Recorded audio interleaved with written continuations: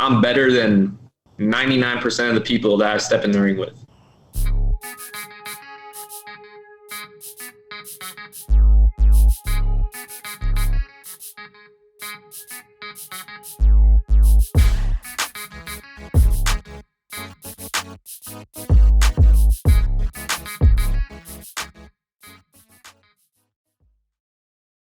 Next guest is pro wrestler, my protege, and my really good friend from Southampton, New York. I'd like to welcome Beautiful Buddy Tomas to the Tristen Law Show.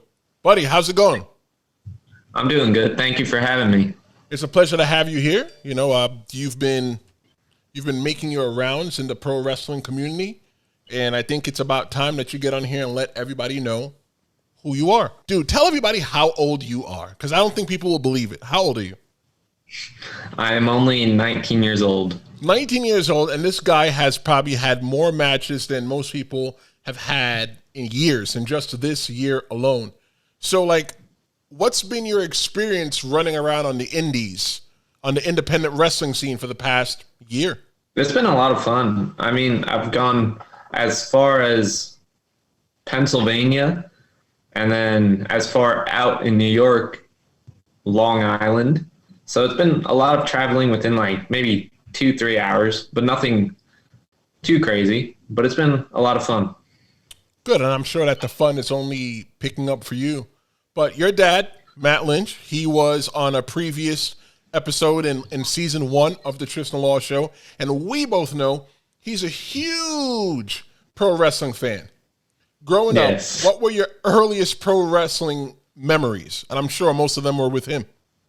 Yes. So every Saturday morning, it would kind of like become like our thing. As soon as I would wake up, it would be like 9 o'clock, and I'd go in and we'd sit in my parents' room and we'd watch all the wrestling from the week. So we'd start off with Raw, and then go to Impact, and then go to watch SmackDown. And we'd watch it from probably like 9 to like 12. Fast forward through the parts that like I wasn't interested in or didn't want to see, but we'd watch wrestling every Saturday morning, and that's when I would really get to watch it. So what was the moment that you realized that you were kind of like hooked to this thing? It's something that I just remember for as long as I like can remember, is just wrestling. Like, it's like part of my everyday routine. So for me, it's just always been there. So I don't know what it's like without it. So as a wrestling fan, because I know that we're all wrestling fans first, because that's how some of us got bamboozled to want to get into the pro wrestling ring. What was the most important thing to you? I just always wanted to like be there and just like be around the people. There were times where like maybe we couldn't get to shows and I'd be upset because I just wanted to be there and help out. Like, I did the music, I've reffed, I brought guys gear to the back.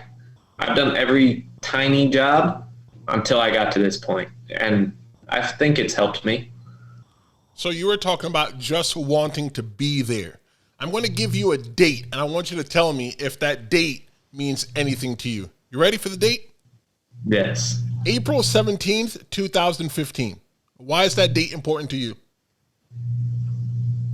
That's the first day that I went to ECPW. So that was your first day that you went to ECPW event. Why was that day pivotal for you? Why is that day the reason that we're here today? So it's actually like a pretty funny story. So I was actually supposed to go to a Northeast Wrestling event that night. It was Matt Hardy and John Morrison in, I think, NFA in their high school. In Newburgh, New York. Yes. So that show on like the Wednesday got canceled. And I was super upset because I just was so looking forward for like weeks going to a wrestling show. So my dad looks up if there's any other wrestling shows in town, and he's like, okay, get in the car. It's Friday night that day. He's like, get in the car. I had no idea where we were going, and we pulled up to the Primus Elks Lodge. And it's just our car and a black and yellow truck. And the first person I saw when I got out of the car was Mike 3D. And I was like, are you a wrestler? And he's like, yes. And then I knew I was at the wrestling show. So I'm sure you've been to other, well, I'm not that I'm sure, I'm 100% positive that you've been to other pro wrestling events before ECPW. What was it that appealed to you about East Coast Pro Wrestling? Every month I was in the front row, first seat in the front row every single month. And we would go to, whether it was Paramus or to Ridgefield Park, I was always in the front row at their TV tapings. I always tell people, buddy, that the most intimate part about pro wrestling on the indies is that usually it's one price, get in, and you can sit wherever you want. You can sit in the front row. So I think that was really important and special that you made sure that you were there early enough so that you can sit into the front row. But let's hop back in the time machine, and I want you to look at one particular moment in time. That moment in time was, when did you decide that you wanted to be a pro wrestler? When I was in elementary school, I knew I wanted to be a wrestler, but it just was like, didn't know like where you could possibly do it. But once I started going to ECPW shows and then realizing that there's a school, and then once I started helping out, I think by the time I was in 9th grade, it was like set in stone that that's where I was going to go start training. I never forget the first time that you came up to me, and that's when I came back from my hiatus in wrestling, and then you came to me, you said, hey, what, this, I'm using it because you were a kid at that time. Hey, one day I want to be a wrestler. And I look at you and I'm like, yeah, okay, kid. And I remember watching you through the years growing up and grow, and then you eventually took it on and you said, I'm 17 and next year I'm going to be 18 and I want to start wrestling school. It was something like that, along those lines. And I remember giving you homework. What was the homework I gave you to do? Do you remember? I think you wanted me to do like 50 squats, 50 push-ups, and 50 sit-ups a day. Yep, work your way up to that so you can at least be in somewhat of a shape, because that's what they'll make you do in pro wrestling school, and that was my advice for you. And how good were you at doing your homework? I know the answer, but everybody else doesn't. Tell them. I didn't do too much. I know you didn't.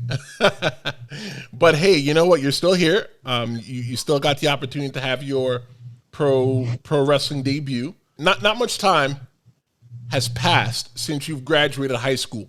Most of your fellow high school graduates went to college after high school. What did you choose to do instead, and why? So 2 months after I graduated high school, I messaged Gino Caruso and said that I was finally ready to start wrestling school. And I started the day before my 18th birthday. Do you think that you were properly prepared when you walked into that wrestling school? I think over the quarantine, I tried my best to get ready for it by going on like short little runs and doing like at-home workouts and stuff like that to try and prepare myself for it.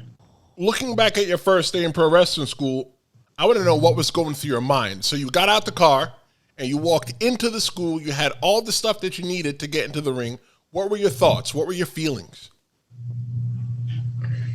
I was just ready to like learn as much as I could. And I wanted to like, going into the school, I was thinking about like moves I wanted to do and all these other things. And then after a few weeks in the school, being in the school, I realized that like you have to learn all this other stuff before you can even think about what your finisher is going to be, or doing all these other crazy spots and moves. What do you think is the most important thing that you had to learn before you started mastering all those spots or crazy moves? You had to learn timing and the way to really hit the ropes, time yourself to turn at the right moments, the footwork, all that. It's just like little things that you wouldn't think you'd have to do, but it's so important. Before your first match, you did, like you mentioned, you spent a lot of time doing things in the world of pro wrestling that didn't involve wrestling, such as refereeing, grabbing guys and girls gear, bringing it to the back, music and posters and everything else in between. How did they shape you up for when you finally started wrestling? I think all of that, by the time I finished doing all of that stuff, I was so comfortable with the people I was around and I knew everyone. So I feel like it wasn't an environment where I wasn't sure if I would be able to like really be with these people, because I've known some of these people since I was 11 or 12 years old. Guys like Kenny Bangle and all them, they kind of just like took me in and helped me out as best as they could because I've known them for so long that I felt like it wasn't awkward being with them. What was the most challenging thing that you had to overcome while you were in the pro wrestling school? I think it's still going on slightly, is like the embarrassment of being like more animated and out there, like trying to like be someone that you're not. You're trying to become the character, but also you have to realize that like you can't overdo it because that's not who you really are. So I feel like finding the perfect mesh is still the hard part for me. What was the moment in the pro wrestling school at ECPW, East Coast Pro Wrestling, that you felt like you had an aha moment, that where you felt like, man, I'm really starting to get this? What was that moment? I think I was with you. It had to have been with you because it was the time I think you gave me that choke slam. If you remember that. That one spot that we looked up on YouTube and I showed it to you, and we did it about 4 or 5 times, and the last time we did it, it just like clicked. And I think that was one of the times where I was like, okay, I can start doing different stuff. Like I felt like I was able to go in there and learn different moves and like finally get ready to like perfect my drop kick and do different things that I was kind of nervous about doing, like moves that I was like, oh, I don't know if I can really do these or stuff like that. But now I feel like I can put my body in situations of doing different moves because I'm a little bit more used to the way that it flows. So I always remember that one ride that we were having back because, you know, to let the secret out, you know, I've taken you around to the pro wrestling school. I've brought you to shows that I've wrestled on just so you can see what it's like and possibly get an opportunity. You know, you most recently wrestled at Pro Wrestling Magic, which is pretty cool. You know, if you ask me, I think that's a great place for you to be. But yes. I never forget that conversation. It wasn't a conversation. It was me yelling at you while we were driving back, and it was, you've got to stop letting people treat you like a punching bag, and you need to come out of your body and come into yourself, because for people that don't know you personally like I do, you're just like this quiet and reserved guy. And when you're in the wrestling ring, I needed you to not be that quiet and reserved guy. You need to come up out of your shell. And I remember watching your first match, and I said, wow, this guy, one of your first matches at the school before you did your first actual match in front of people. I went, man, this guy's come along. And I honestly, wholeheartedly believe that you're going to do something in pro wrestling. Thank you. So I remember the date. We were riding in the car. You were telling me about, you know, your gimmick, your character that you want to be Beautiful Buddy Tomas. Now, explain to everybody who doesn't know who you are, who Beautiful Buddy Tomas is. I feel like Beautiful Buddy Tomas is a very cocky and arrogant person who thinks that I'm better than 99% of the people that I step in the ring with. And maybe to some people that's not true, but I feel like I'm going to get there at some point, and I just got to keep practicing and get better in the ring and just have more reps. It's hard to believe when we're sitting here thinking about it now that your first match was May 1st, 2021 in I can never say this place right. Hopatcong, New Jersey, right? Yes. And it was against Lucky Leo Alvaro. But if you can go back in time and talk to yourself right before you go out for the first time, what advice would you give yourself? Soak it in a little bit more. And I think that's something I still don't do. I'm always looking forward to the next show, the next match, and not just enjoy the moment that I'm in. So I feel like every time I go out there, I'm always worried about, okay, well, this show next week or this show tomorrow, or, oh, next TV, next this, and just don't enjoy the moment. The 7 or 8 minutes I'm in there, I have to enjoy it more. I used to be in that same exact mindset as well too, because for the lack of a better term, I was just happy to be here. And for me to get the opportunity to do what I did, I was excited because I always knew that other things were on the horizon. But now I enjoy every single match. Like when I'm there, I'm in the ring and I'm in the arena, I'm in the building, and I'm there with the fans, and whatever reaction that I want them to have, I try to extract that reaction from them.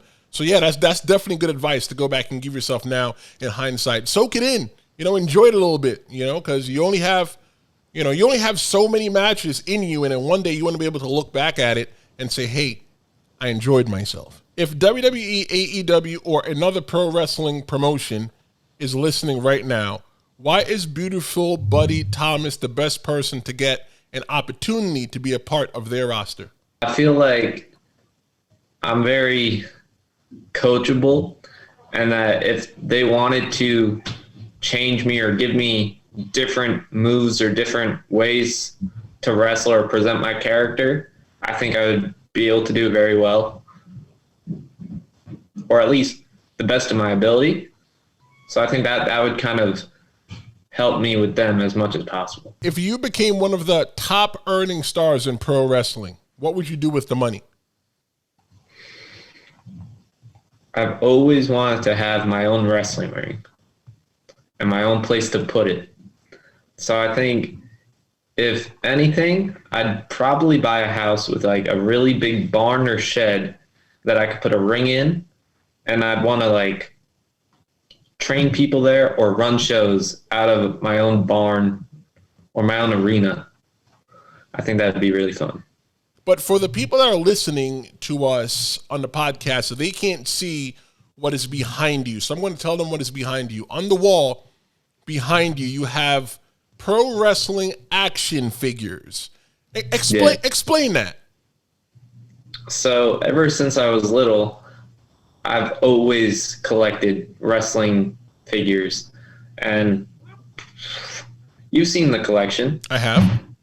There's a lot. And I think since then, I've probably gotten over 100 more. It's just something that I really enjoy, and it's something that one day I want to have a figure of myself. And whether it's Beautiful Buddy Tomas or whatever a promotion would possibly turn me into, I just really want to have at least one professional wrestling figure. So when did you start collecting pro wrestling figures, and why?